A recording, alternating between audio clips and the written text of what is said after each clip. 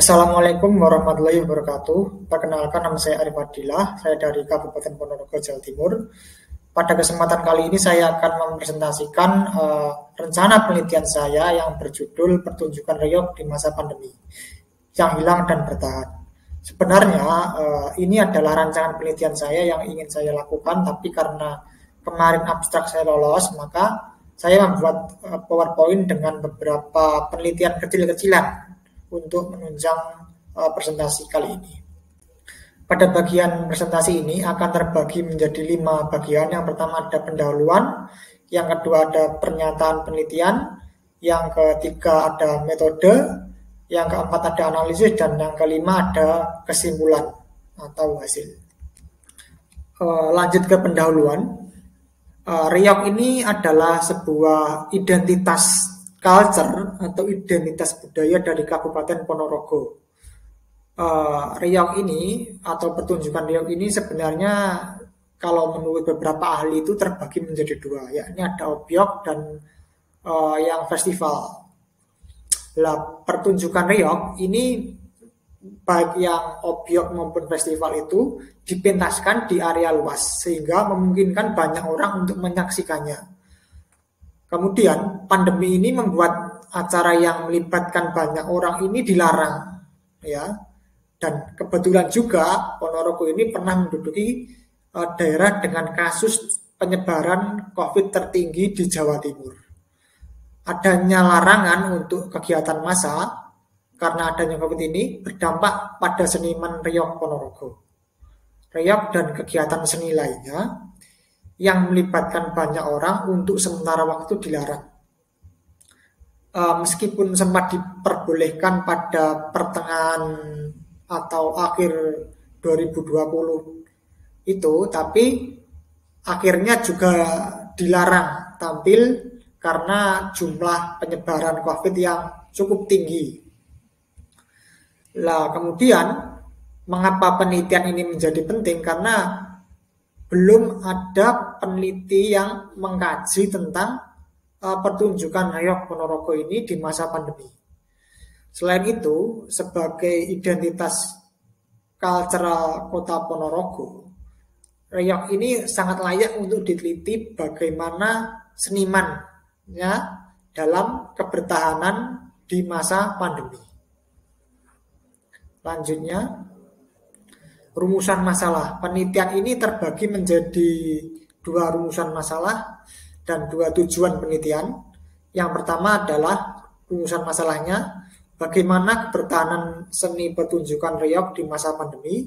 Kemudian yang kedua itu adalah bagaimana kreasi seniman reog dalam pemertahanan reog di masa pandemi. Tujuan dari penelitian ini adalah untuk mendeskripsikan kebertahanan seni pertunjukan reog di masa pandemi dan mendeskripsikan kreasi seniman reog untuk pemertahanan reog Ponorogo.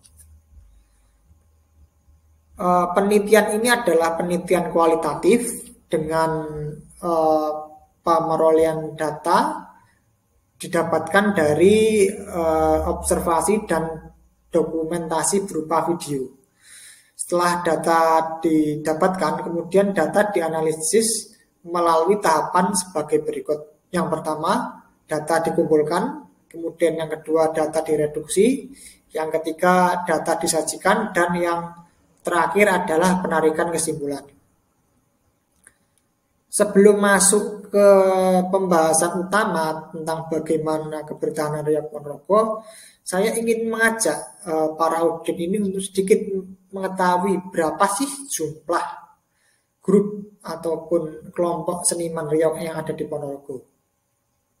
Sebenarnya tidak ada data yang bisa diacu di masa pandemi ini. Maka dari itu saya ingin mengacu data di masa sebelum pandemi. Itu pun datanya sebenarnya juga bisa dikatakan kurang valid. Karena data ini saya rujuk pada aturan daerah. Untuk yang pertama, selain aturan daerah, itu ada ini. Data menurut Ibu Sundarini tahun 2006 tentang jumlah populasi grup reog yang ada di Kabupaten Ponorogo itu berjumlah 206. Kemudian pada tahun 2008 ini Ari Herdana ini pernah melakukan penelitian tentang reog juga. Salah satunya ditemukan bahwa adanya grup reog sebanyak 234 buah. Ini untuk yang dewasa dan 21 perkumpulan reog ini.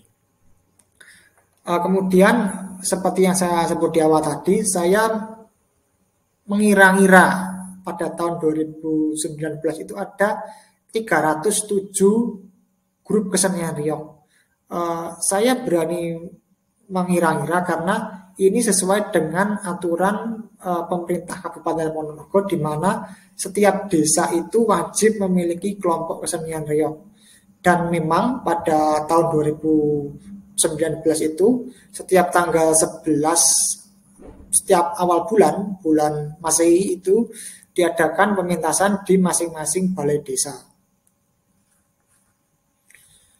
Jadi saya berasumsi bahwa ada 307 kelompok kesenian reog. Ini masih bisa diuji lagi.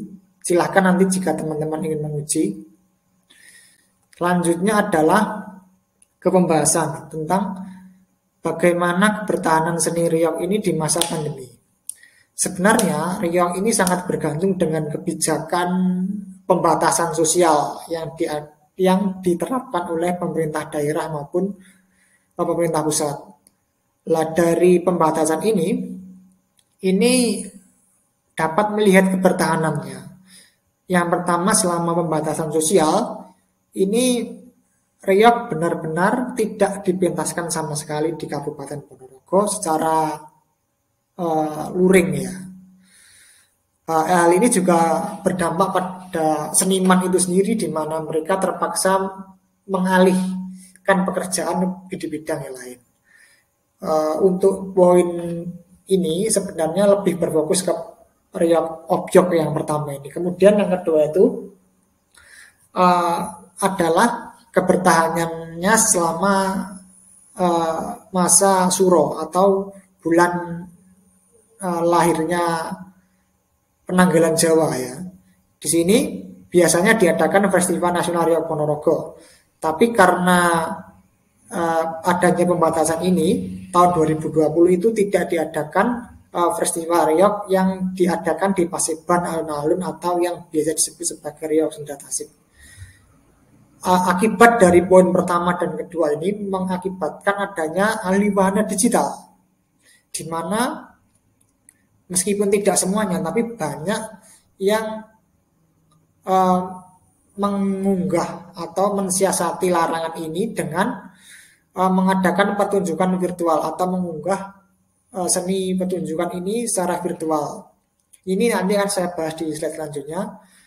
Kemudian setelah alih wahana ini ada kenormalan baru, di mana kenormalan baru ini memungkinkan para seniman untuk bangkit dan berkarya kembali, pentas kembali, namun dengan memperhatikan protokol kesehatan yang telah ditetapkan. Dan akhirnya saat ini reog telah kembali dipentaskan meskipun tidak bisa ramai sebelum pandemi dulu. Akhirnya kebertahanan reog di masa pandemi ini membuat kreasi baru bermunculan. Kreasi-kreasi baru ini salah satunya atau salah banyaknya ya, bukan salah satu ya di sini ya, adalah yang pertama adanya pertunjukan digital. Yang saya catat di sini, pertunjukan digital ini masih banyak kekurangan. Kekurangannya di mana? Kekurangan itu dapat dilihat dari bentuk video yang banyak melupakan aspek videografi. Banyak ditemui bentuk digital yang hanya sekedar rekam dan upload. Masih ditemui juga pengambilan gambar yang kurang, seperti kamera tidak stabil, panggungnya tidak tercover keseluruhan oleh kamera, hingga pencahayaan yang terlalu terang. Kemudian kreasi lain itu terkait bentuk pakaian, yakni adanya penyesuaian dengan pandemi ini ya, di mana di sini kita bisa lihat adanya facial yang digunakan oleh penjadel. Dan yang menarik ini ada di poin ketiga dan keempat. Yang poin ketiga ini adalah membuat kreasi lagu dengan tema tokoh reog. Pada poin yang ketiga ini, itu bisa dilihat di videonya dari Manggolo Mudo, itu adalah perkumpulan mahasiswa di Kota Jogja, mahasiswa Ponorogo yang membuat sebuah lagu dengan tema tokoh reog. Ini menarik karena tokoh reognya itu bukan tokoh utamanya seperti Klono Simandono ataupun Dewi Songgolangit, tapi yang menjadi poin di situ malah justru Singo Barong yang menjadi musuhnya itu. Ini bisa dilihat judul videonya adalah Joko Montro atau penulisnya Japa Mantra. Dan selanjutnya itu ada pembuatan wayang golek reog. Ini diinisiasi oleh akademisi di Universitas Muhammadiyah Ponorogo yang membuat wayang golek reog dengan mengenalkan cerita reog melalui wayang golek sehingga itu dapat dipentaskan dan dapat direkam seperti pertunjukan reog pada umumnya. Selanjutnya ini adalah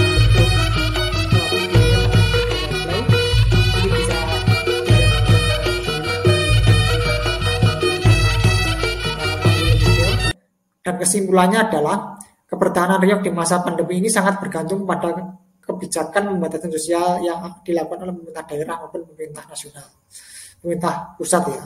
Kemudian kreasi seniman reog ini mayoritas berkaitan dengan pertunjukan visual. Selain itu, kreasi juga berkaitan dengan bentuk kesenian lain seperti dialihkan ke musik ataupun wayang. Dalam pakaian juga berkreasi yang seperti saya sebut tadi, adanya penggunaan facial dan sebagainya.